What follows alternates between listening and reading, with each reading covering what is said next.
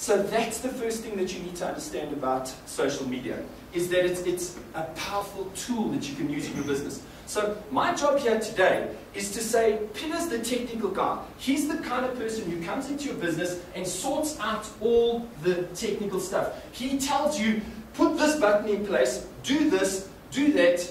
You then go about the process of actually doing it. Now the trick with social media is you've got to trust your staff. Because social media, as Peter said, is not an exercise that you just dip your toe in the pool. Social media is an exercise where you jump in the pool and you immerse yourself and everybody in your company in this process. It's about becoming part of the conversation. Can you imagine the power if your competitor is not listening to what's going on social media and they've done something bad that the client hasn't liked, and they're not listening to that, so they're not responding, but you are.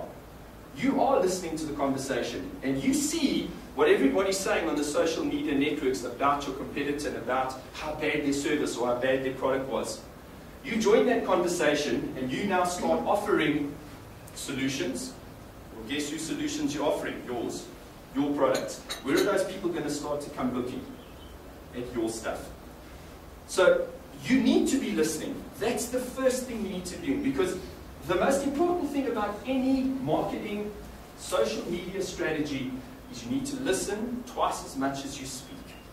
So it's not about that iceberg picture that Peter showed to you earlier, where it's all about spreading your message. Because you spread your message, all people have got to do when you're standing and screaming your message on social media is they just click one button and you're gone. So you want to be part of the conversation. You want to be talking to those people that are creating the conversations. You want to be contributing to the right conversations. Because the secret to being successful in social media is not having a great message. That's part of it. It's having a great message that the right people want to hear in the right place. So that's one of the biggest things that you need to go and do, is you need that listening room. You need to go and you need to find forums where you can actually start to listen to the conversation that's going on. Hear what the market's saying. It's not all going to be good stuff. Some of it's going to be criticizing your type of product, your type of industry. Great opportunity to get involved in that conversation. Some of it's going to be talking about your competitors and their products. Some of it's going to be talking about things related to your products. So you need to open up and you need to start questioning and saying, where, or rather what, are the questions that I should be asking? What should I be listening for? When you start listening for the right answers, and you start finding the right forums, and you start talking, you start spreading your message in those correct forums, amazing things start to happen. People from Iran. Why did the guy from Iran find me? Because I'm in the right places. I'm talking to people that are looking for people that do what I do. I'm in those forums. So people there are starting to look for me. If I was talking, if I had spread that video in the wrong place, nobody would have found it. So that's the secret, is to have a great message, spread it in the right place, and make sure that people are listening to it. And the most wonderful thing is, whenever we set some kind of a strategy in place, we need to know what it is. We need to focus and understand what it is first. And secondly, we need to measure what we're doing, because whatever gets measured gets done.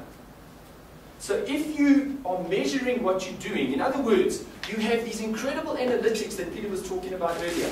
Every single social media platform that you're going to work on has some kind of an analytic that can either come to you weekly, daily, but you can actually see, are people reading this content? Are people conversing? Because ultimately social media is a conversation. Am I just putting stuff out there that nobody's reading? Or are people actually coming back and finding it interesting? Are they commenting? Are they liking it? Are they feeding back information? Because ultimately that is what you measure your success by, is, are people participating? It's social media. It's like going to a networking event. You wouldn't go to a networking event with a whole lot of debaucherous pictures that you took on Saturday at a wild party that you had. But guess what's happening? Your friends are tagging you in photographs of debaucherous parties that you were at. Now, there's no such thing as private and public. Yes, you can do settings and all sorts of things on your Facebook and hide some of the stuff. But heaven forbid, there's a photograph of you slumped over a bar, drunk out of your mind on Saturday, and somebody's wanting to hire you as a professional speaker. You're coming in to inspire their staff, and they've seen a photograph like that. So, that's the important thing I need you to keep in mind, is if you wouldn't do it at a networking event, in other words, if you wouldn't walk around with a pocket full of those photographs going, Sydney, check this out, do you want to hire me? Okay, if I wouldn't be doing that, be sure, beware of what's being put onto your social media sites. Because people tag you in photos that you don't even know about it. People can do that, and it automatically appears on your Facebook page. Those people in the room that are not involved in Facebook, let me share with you what I've managed to achieve in 2 years. 2009, I was absolutely knowledgeless. I knew nothing about social media. I still don't know all the buttons to push. That's why I've got people like Peter who teach me which buttons to push. I'm a businessman, so what does a businessman do? I know marketing, I know networking, and I know how to do business. So what do is I have a look and I say, right, first of all, the basics. I need to know who my market is, I need to know who the people are I want to speak to, and I need to know what their needs are. So I do that. And I then go to someone like Peter and I say, Peter, that's my market, that's what I want to tell them about. Where am I going to find them?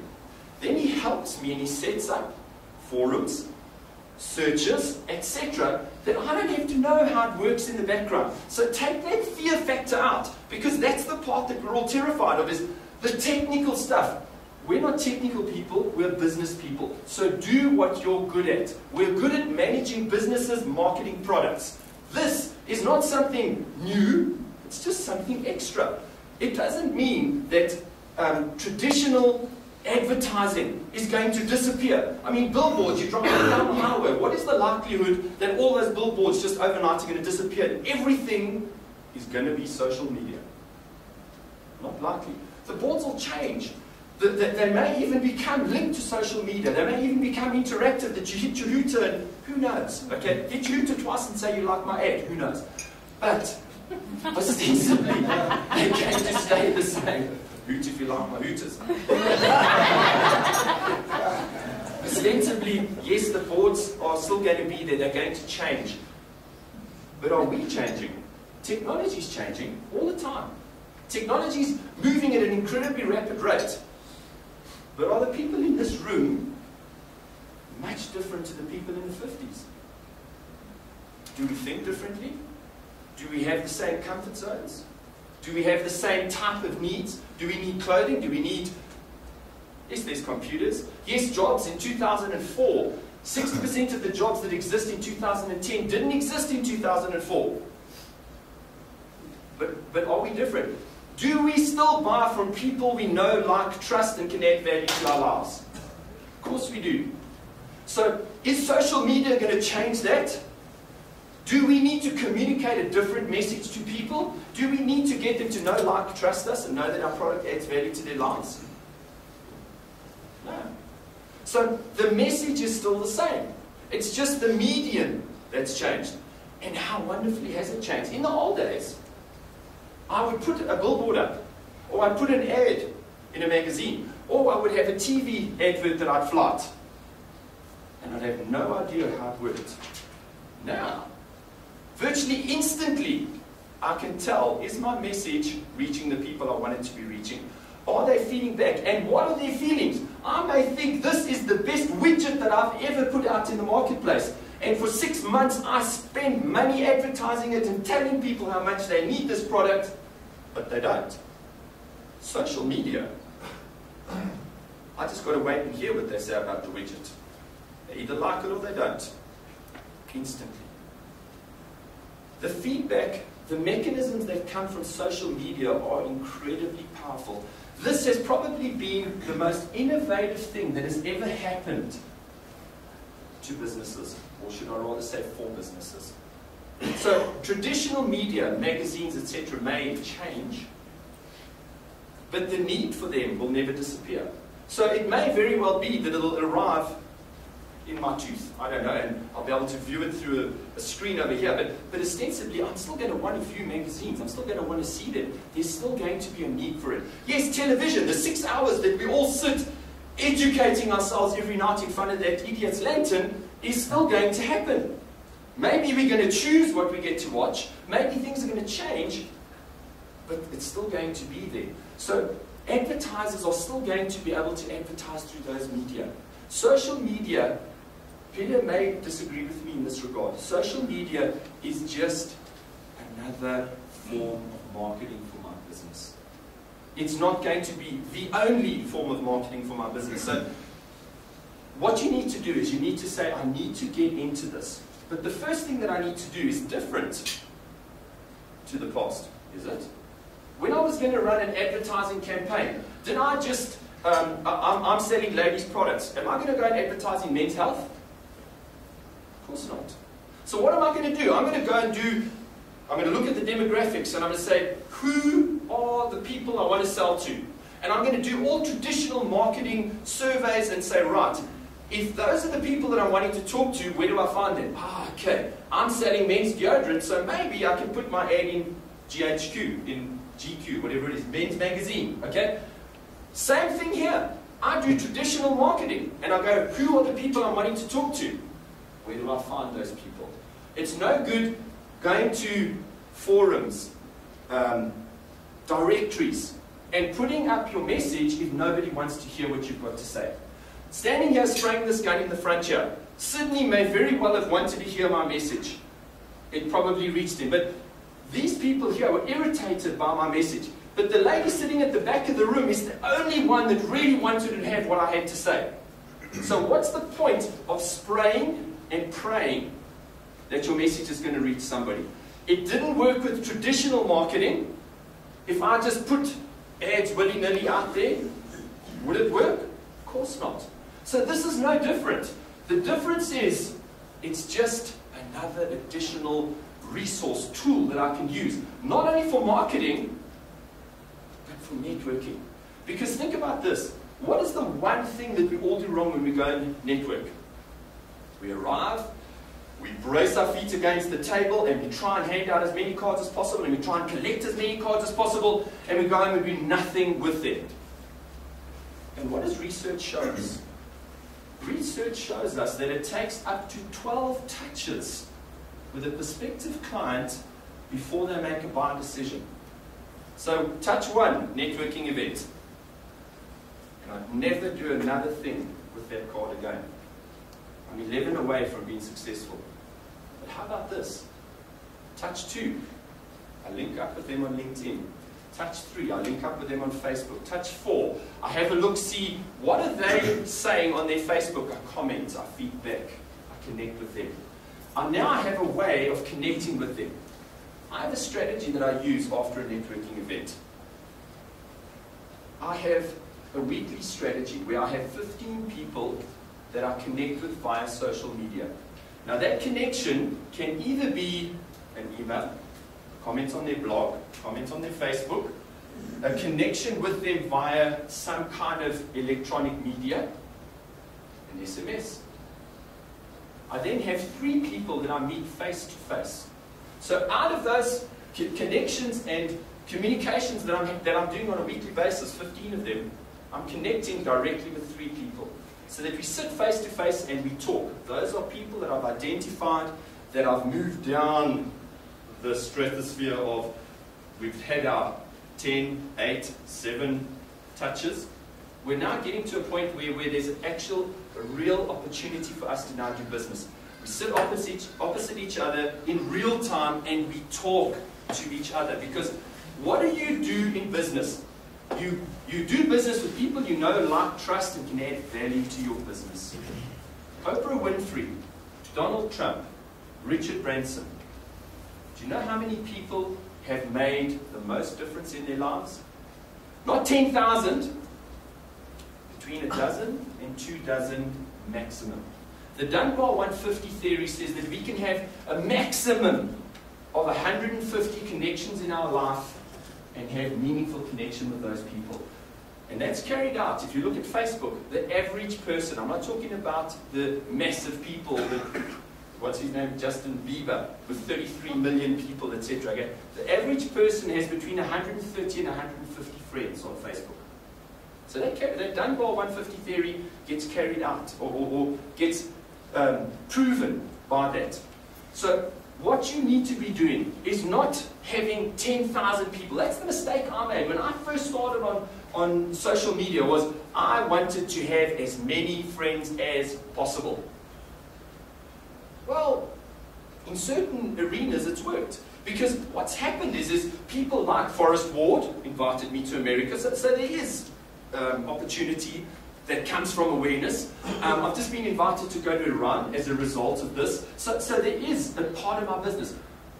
But if I had to rely on that, I would be starving. I went to America last year in October, and I'm going in November this year. Is that the only strategy that I can have in my business?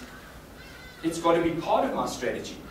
But how do I do business on a day-to-day basis, on an ongoing basis? On an ongoing basis, it's about connection. It's about traditional marketing strategies where I identify who's my target market, but not only who's my target market, but I break it back and I say, who are my target clients? And within those target client businesses, corporations, who are my target people that I want to be talking to? Now, in the old days, how would I, well, what was that book? The Braby Guide. Okay? I would have to go to the Braby Guide, and I'd have to go into that Braby Guide, which was probably 3 years out of date, and try to find somebody. Now, real time, I can go onto the computer and I can Google search that person. I can see what activity they've been up to recently on the internet, what articles, blogs, etc. they've posted. I can have a look at their Facebook, I can have a look at their LinkedIn, I can go and have a look at their tweets, and I can get a very clear picture of what they're doing. A couple of weeks ago, I had an opportunity to bid for some business. And the guy that contacted me, I went and researched him, and I had a look at exactly what he was doing. And the first thing that came up, it didn't take me a long time, the first thing that came up was his pictures on Facebook. And there was Quibus, standing with his elbow, leaning on his GS 1200 motorcycle in Cape Town on a bike trip. I'm a biker. I have a GS 1200. So what did I do? Got on my motorbike, drove through to the interview, not dressed up in a suit, in my bike gear. Arrived, revved the bike a little bit outside the window. Quibus had a look out the window, walked inside. Are you the guy on the GS 1200? Of course I was. Shook his head. He didn't ask me one question, can you do the business? We spoke about GS 1200s for 1 hour. Walked out the door, and Quibus said to his secretary, he said, cancel the meeting with Ivan, Andrew's got the deal. Why? Because I researched him. I knew where his interests lay. What did I do? I went and I connected with Quibus. I didn't sit there with my feet braced against the desk going, Quibus, you know what I can do for you, China? You know, who do you think he wants to do business with? The guy who rides GS 1200s and is his China, or the oak with his feet braced against the desk that's telling him how good he is? Bottom line, you need to take a step back to traditional marketing strategies and ideas. Your business won't succeed if you don't know who your market is. Your business cannot succeed if you don't know who your customer is. You don't need a Braby Guide now. You have one of the most powerful sources of information ever on the planet on your desk. In fact, in your pocket. Inside your BlackBerry is more computing power than they had in the space shuttle. You know, the space shuttle that went and there's more computing power in that thing. Technology is outstripping us. But we are not changing. We are still the same. We still need to do business the same way. We still need to connect with people. This is not something new, scary, and ominous that we have to get involved with at all costs, or we're not going to be doing business down the road. It's something that is an additional marvelous, wonderful, amazing tool that we can bring into our businesses and turn into an incredible marketing and networking tool. If you don't, you're naive. There is so much benefit to be had from social media, from getting involved, from immersing yourself in this conversation, that any business that doesn't is crazy. And like Peter says, if you're in the business and you deal with people on any level, you need to be involved in this. Why? What if you're the customer, or at least what if you're the business that is being ripped to pieces on social media sites? You don't even know about it because you're not listening.